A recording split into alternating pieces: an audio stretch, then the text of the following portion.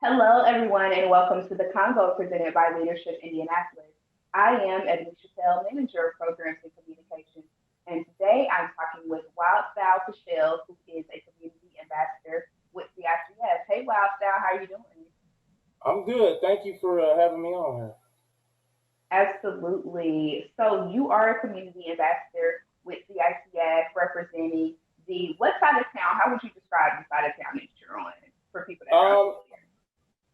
it's the Northwest neighborhoods and Riverside, which some people will just say Riverside, but they're actually different neighborhoods, different Northwest neighborhoods, and we're all very close together, but we're not all called Riverside.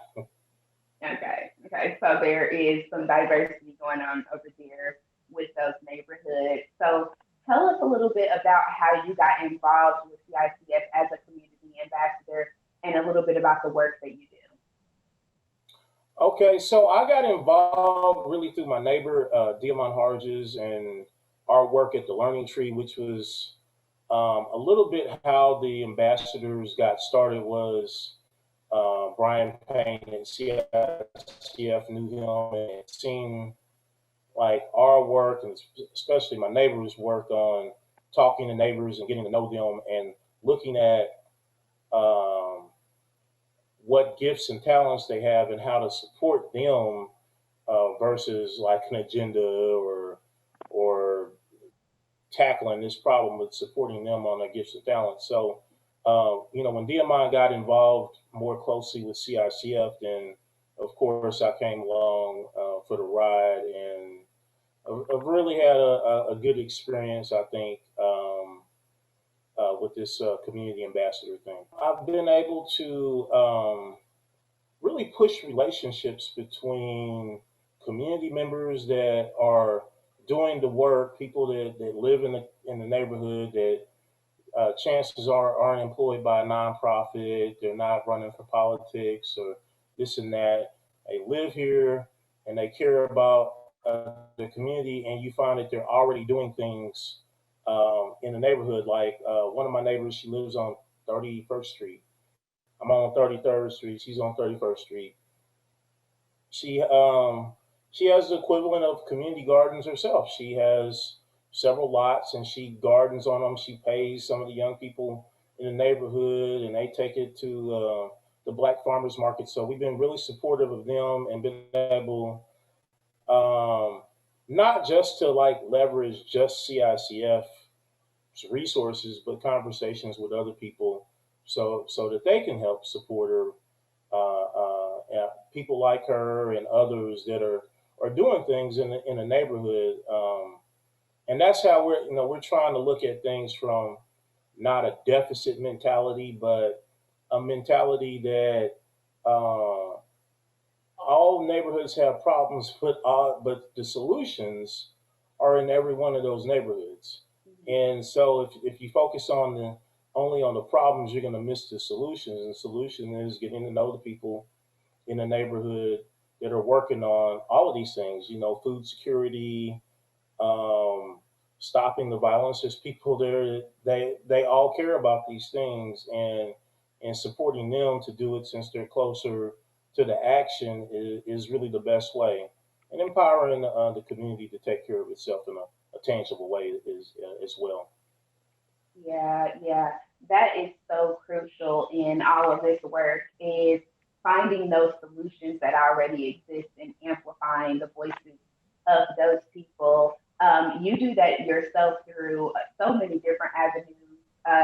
We talked about you being a community ambassador. You're also a photographer and a writer. You recently had an article that came out about housing discrimination in Indianapolis through New America. What are, if you could point out like one of the things that really inspired you to do that research and to write that article and get this information out, what would that be? Um, I think it was one time. Now, some background. I take Indigo, so I ride the six, and it goes down Indiana Avenue every day. So that's usually one of the buses I take, or either 34 goes down Martin Luther King. So A few years ago, I had seen a picture of Indiana Avenue, and the Walker Theater was like way off in the distance, and it had to have been taken from much further into downtown, and I was confused because at the very forefront of the picture, you're seeing black people and this, and it was like I was confused because I thought the avenue was the area right around the Walker. I wasn't Mhm. alive then. Riding the bus, I remember two older guys, and they were talking, and they started talking about all this stuff, and then the demise of the avenue, and they started whispering to each other. It was like, and so I started doing research. About that because I realized that I didn't think I was quite getting a proper understanding of what the avenue was, even though I grew up with the stories from my parents and my grandparents. And when I started doing more research and talking to people, I was shocked. It was much bigger and much grander than even the stories talk. I mean, it had its problems, but what we're talking about is not a strip, like a quarter-mile strip of Indiana Avenue. We're talking about both sides of that and both sides of Martin Luther King Street, and a really about 400 acres of black neighborhoods and businesses and a cultural district that are almost entirely wiped out. Leadership Indianapolis in the month of February, we're going to do a housing series, really discussing some of the issues that have, brought us to this point, as well as some of the solutions that are being worked on currently to help with the housing discrimination that people have experienced. What is one thing that you want people to know about housing and who is left out of that conversation, some of the things that people are missing? I mean, I think what we need to really talk about with housing is that um, black people in this city were dealt a blow that I don't think that our community has ever recovered from. And when you look at the statistics now, the home ownership is lower now than it was in 1968 in the black community.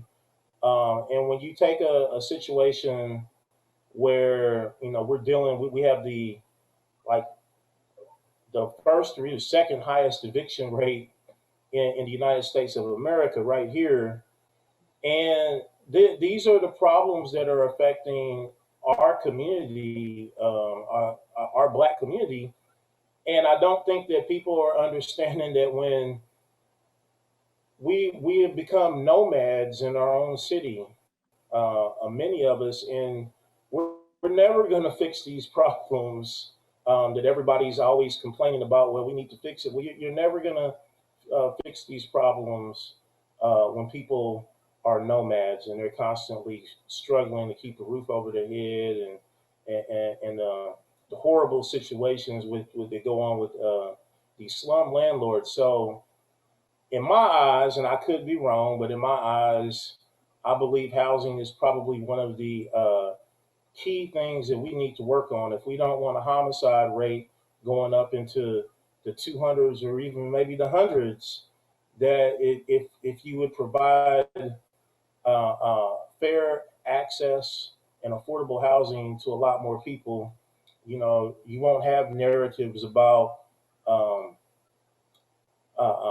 parents not supervising their children, because the reason why parents aren't able to supervise their children is they're probably tired from working two jobs to maintain, just so they won't get evicted or deal with these slum landlords that have become quite legendary.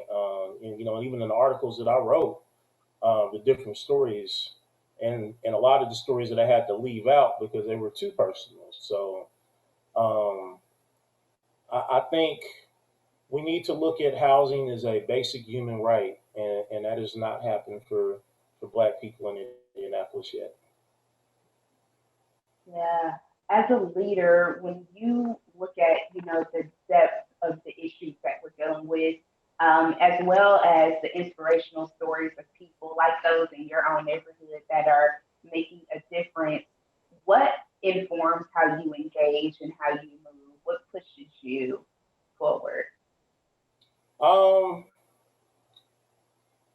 I think a responsibility to the community that sometimes you get pushed in or thrown into positions, and um, where I'm at in life is that I end up in this position where I have a bit of a platform. I have connections in some ways, and I feel that I have to I owe it to my community. I mean, I feel a responsibility because I've been supported by people throughout my life they've given me opportunities, giving me advice, and put me in a position to really thrive. And that's one of the things that I want to see is to support other people and the same way that I've been supported, and give them hopefully a better opportunity to thrive and be happy in the city. Thank you so much, Wildstyle, for this conversation and for all of the work that you are doing in the community. Thank you. And thank you to each and every one of you for tuning in to the Convo. Be sure to connect with us on social media, and for more information about Leadership Indianapolis, log on to leadershipindianapolis.com.